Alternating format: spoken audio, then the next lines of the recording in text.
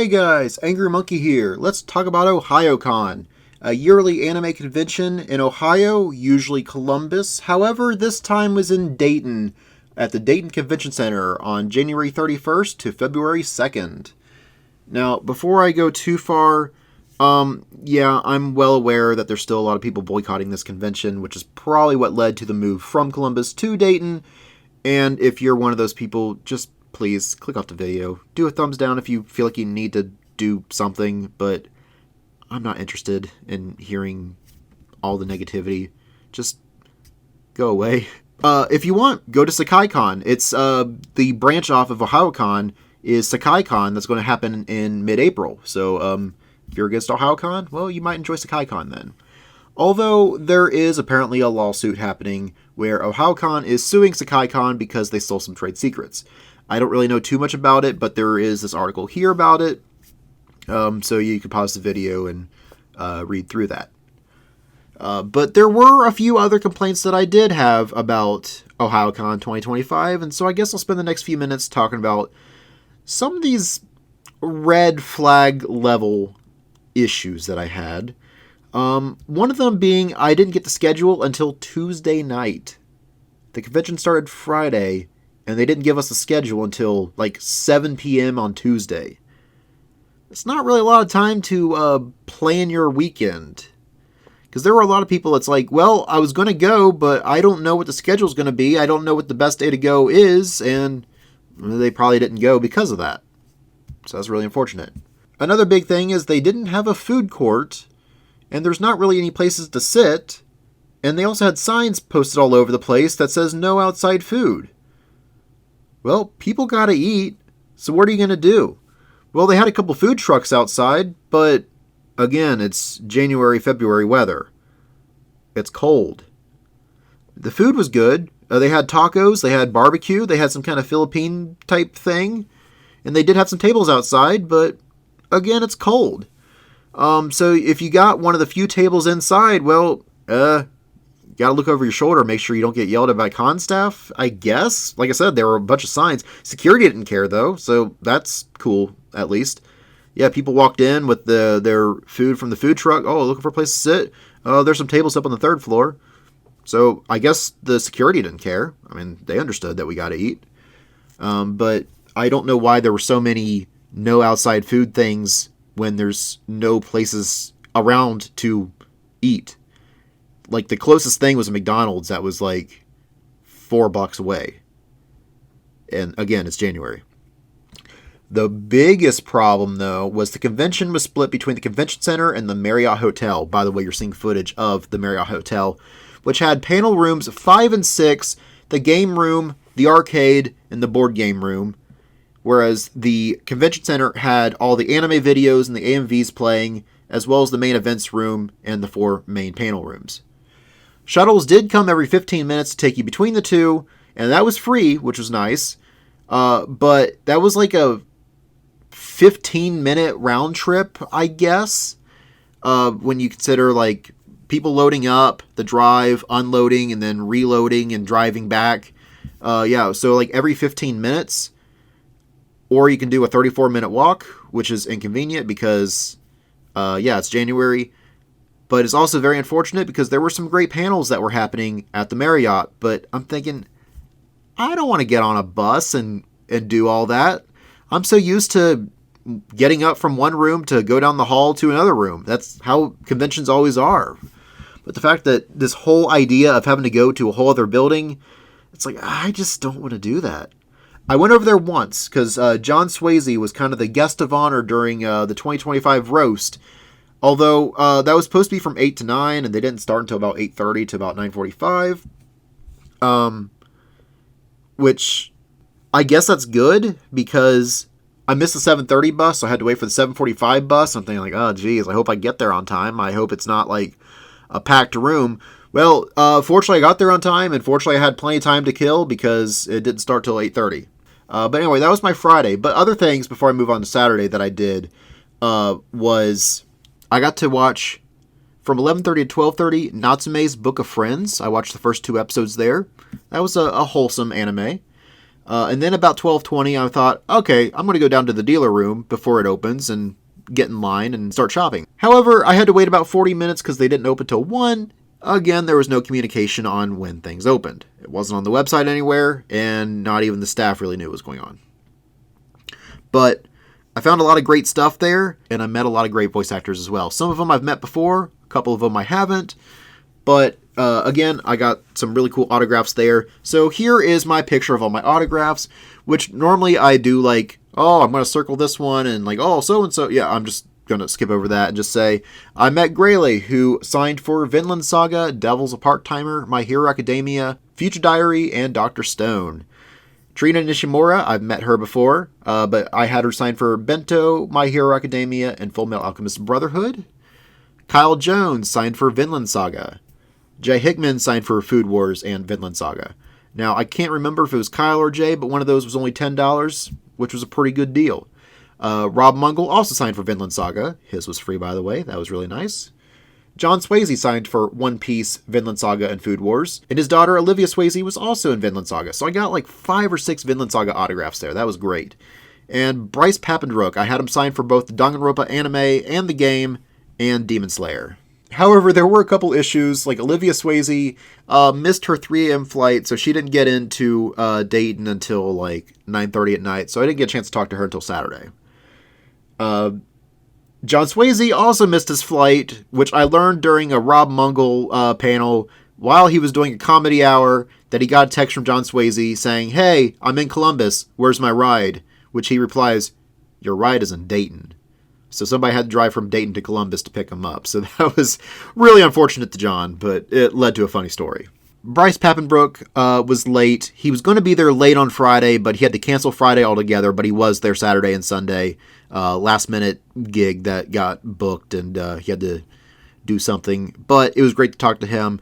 Unfortunately, led to a long line on Saturday, but it was worth it when you got up there to talk to him. He's such a friendly guy. I mean, all the voice actors were friendly, and a lot of great stories, a lot of great interactions with all of them. But the highlight voice actor for me was Veronica Taylor, the original voice for Ash Ketchum in Pokemon. I've wanted to meet her since 1999 when I was like 6 years old, and I finally got that opportunity. And yeah, that was a bucket list item. I got to tell her, thank you for voicing my childhood. And it was great. I got to catch them all, Ash Ketchum Through the Years, a Q&A with Veronica Taylor from 5 to 6, where she got to voice Ash. Here's a clip of that. Also in real life, I have a microphone, so I can just talk kind of right here. But ultimately, Ash would say, hey you guys, it's awesome to see you. Thanks so much for coming. Yay! As well as saying who her favorite Pokemon was, Pikachu obviously, followed by Mr. Mime, little fun fact there. How it was to record on that show, and her favorite moments from dubbing that show, and everything like that. That was a great panel. And then I got to go to the roast to John Swayze later that night. On Saturday, I started off with Saturday morning cartoons from 10 to 12. However, I was only in there for about 15 minutes because the Saturday morning cartoons were not what I was expecting. I was expecting a bunch of 80s, 90s, 2000s, kind of a nostalgic type thing. And it was basically just a bunch of fan animations on YouTube. And some of them were good, some of them weren't. And I'm like, yeah, I'm kind of done with this. So then I go over to Best Games You Never Played from 10:30 to 11:30, which it was pretty cool to learn a bunch of games that I've never even heard of before and get them recommended to me. And if anybody else had some games to recommend, well, they get to go up there and be like, oh yeah, have you guys ever played this game or heard of this game? It's really cool.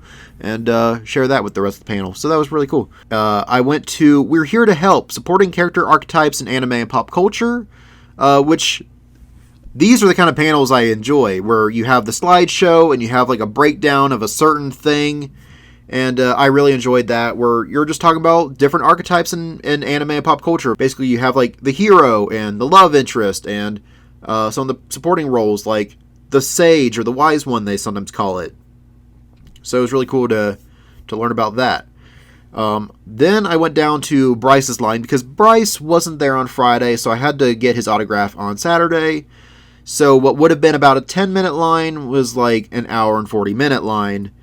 because everybody wanted to meet Bryce, because Bryce is such a friendly person, and, well, when you have the guy that voices both in Demon Slayer and Attack on Titan, you're going to get a long line. While I'm there, the lights kept dimming, which was kind of weird. I'm like, why'd it go pitch black in the dealer room? And that's because there was a little boy about 2 or 3 years old who saw the light switch on the wall and decided to turn it off. There were a lot of jokes of, did somebody forget to pay their bill? No, it was just because people leaning up against the wall and a little boy that was a little too curious. But that was a little fun story there. From 3:45 to 5:45 was probably my favorite panel of the convention. Movie screening of Texarkana Gamera with John Swayze, Jay Hickman, and Kyle Jones, where you guys have heard of Gamera, basically off-brand Godzilla. He's a giant turtle. And they dubbed the entire movie as Texarkana Rednecks. And it was one of the most hilarious, most amazing things I ever watched. So definitely check that out. I found the whole thing on YouTube, so look it up. It's amazing. Later that night, I went to Rob Munkle's Comedy Hour, and that was from 7:30 to 8:30. And then from 9 to 10 was Con Horror Stories with John Swayze. Both those guys had so many stories to tell, and I can't do those stories justice. You just gotta visit them. If they're in a con in your area, go talk to them. Talk to Rob about ghost stories or La Famiglia Arcana, which was a roast at John Swayze. Talk to John about, what was his name? Like Ajad or Ajaz and Lars. Talk to John about that. Talk to John about all the double shots, all the plane stories, the Dublin story. Like, John has so many great stories. Yeah, talk to them about that, because I can't do those stories justice. On Sunday, I watched a couple episodes of Morose Mononokean. I missed episode 1, but I got to watch episodes 2 and 3. Interesting show. And then I went over to My Hero Academia with Trina Nishimura and Jesse Grayley, where they talked about My Hero Academia, their favorite characters from the show, their favorite moments from the show, how they got into voice acting in the first place, a lot of great stuff like that. And it was just fun to talk to them. I love talking to the industry guests, the voice actors. I have so many amazing experiences and interactions and stories with all of them. Then from 11:30 to 12:30, taking over the family biz with John Swayze and Olivia Swayze. And as the name implies, it's a father-daughter duo that have both been in the anime industry and what that's like. Proud parent moment and, hey, how'd you get in? All that stuff. And that led to a lot of great interactions in the dealer room, where I got to talk to Rob a little bit more. I got to talk to Kyle and Jay a little bit more. And especially John and Olivia, I got to spend a good 15 minutes each, because there was no line. So I was just carrying on a conversation with them because they seemed so interested in what little old me had to say. John and Olivia are both great people. So if you see them in your area, like I said, show them some love. They're cool people. Then I left that to go to my final panel that I went to was Anime for Adults. Wait, not that way. Which is not talking about hentai. It's talking about the josei and seinen manga and anime. Basically, the rated R stuff. The things that are a little too mature for 13-year-olds that are aimed at adults. Like I said, rated R. So yeah, there might be some sex stuff in there. There might be some gore in there. Or just things that might be too complex for a 13-year-old to understand. Or experience. But it was a great way to get exposed and learn about some new seinen josei anime and manga. Yeah, it was good. And after that, it was time to go home. But I found a lot of great stuff there. I got a lot of great anime and figures and all that. So let's go over all that stuff. The only non-anime thing that I picked up was Quake 3, which I didn't even know there was a Quake 3, but there's also a Quake 4 that I just found out too. But I picked it up on Dreamcast. I would have bought more video games, but that guy's stuff is a little pricey, which is kind of a theme throughout the dealer room. Up next is Golden Kamuy Seasons 2 and 3. I'm still looking for Season 1. They didn't have Season 1 there, but I was able to get 2 and 3. I picked up the One Piece Collection Set 35. These 2 JoJo Blu-rays, those actually I bought off of Amazon before the convention, and they arrived on Saturday. So I just kind of threw them in the mix there because, well, they came while I was at the convention, so anyway, yeah. Ancient Magus Bride, that's the 3-episode OVA that I kind of forgot existed until I saw it. I'm like, oh yeah, that's not on my Season 1 Blu-ray. So I went ahead and picked that up, so that way my collection will be a little bit more complete. I'm still looking for Season 2, which I did see there, but I'll probably pick it up next time. They had Vinland Saga. I got both parts of Season 2. So now I'm caught back up on Vinland Saga. The Attack on Titan, the final chapters. So now with this Blu-ray, I have all of Attack on Titan on Blu-ray. That's pretty cool. And Chobits. And yeah, I overpaid on that. The show's out of print, and it was in this guy's last chance section at his booth, and I'm like, oh, geez, it's out of print, and it's already $100. I should probably go ahead and get it now before I miss my chance, and it ends up being like $200 or whatever. So I buy it. And on Saturday, I'm looking around the dealer room a little bit more, and I found one of the vendors that I was looking for on Friday that I just didn't see. And I'm like, were you guys here on Friday? Oh, yeah, we were here. Oh, I didn't see you. Yeah, they put us all the way in the back. And the reason why I bring that up is because he had Chobits on DVD for $65. And I paid $100 for my Blu-ray copy. So I'm a little disgusted with myself. I want to say lesson learned, but I don't really know what the lesson is. I mean, like, yeah, you buy things at these conventions, and yeah, you're going to pay a little bit more than like you would on eBay and Amazon, but you got instant gratification. You're like, oh yeah, I bought this at the convention. That's always fun.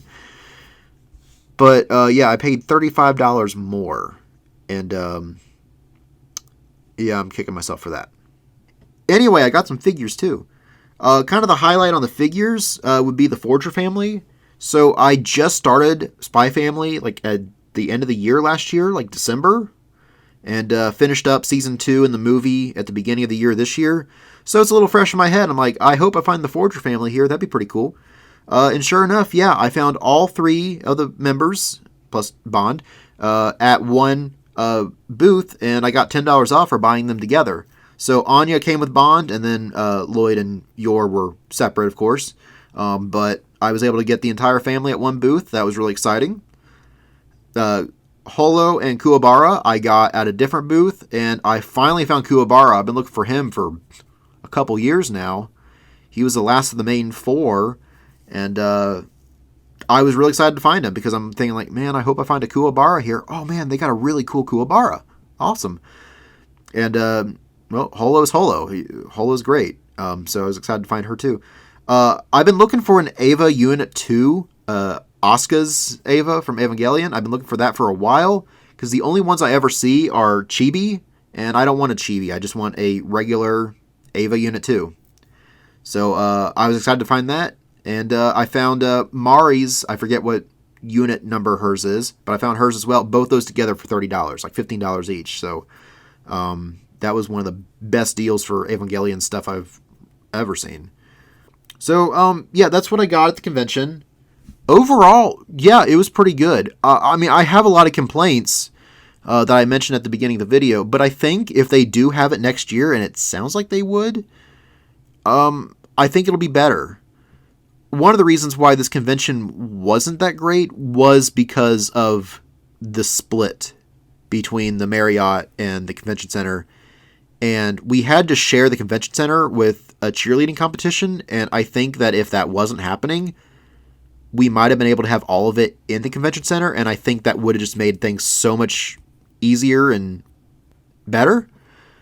And they were doing a lot of renovating this year, and I'm hoping that with the renovations being done, I'm hoping it'll be done next year, because they were done with a lot of it already when this convention started. I mean, they had just put ceiling tiles back up. They put in a new Wi-Fi stuff, new electricity stuff. Fresh paint was on the walls. So there's a lot of stuff that they've already done, and I'm hoping that by next year they'll maybe have a food court too. That'd be nice. So that way you don't have to go outside to a food truck. Although the food was good. I hear the tacos were really good. The barbecue was really good. Just a food truck is not the best thing when it's January and February. But the con was chill. The people were cool. The people were nice. The voice actors were great. I had a lot of great experiences with all the voice actors that I met. Stories that I'll be able to cherish forever, hopefully. And yeah, I'm looking forward to 2026. So what was your favorite experience at Ohayocon 2025? What was your favorite panel there? What was your favorite experience with the voice actors that you met? What was your favorite thing that you bought there?